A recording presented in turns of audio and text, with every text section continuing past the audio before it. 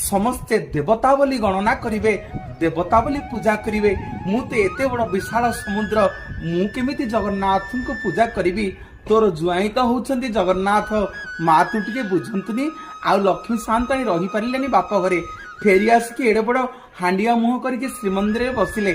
महाप्रभु पचारे प्राणवल्लभी कौन होइछि ना सबु देवता माने आपन सेवा करिवे, मो बापा आपन सेवा करिवेनी।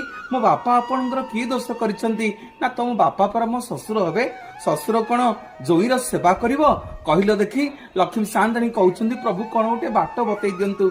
भगवान कहिले तुम बापा को कहिवो मो सेवा करबा दरकार नहीं, मोर जेते भक्त मते दर्शन करबा को आसीबे समस्ते समुद्र कूल को गले आपे आपे तुम बापा आसी मो भक्त मानकर पाद को धोईदेवे। हाँ आज्ञा, समुद्र कूल को गले समुद्र आपे आपे आसी आपण मानकर पाद धोई दियंती। जय जगन्नाथ।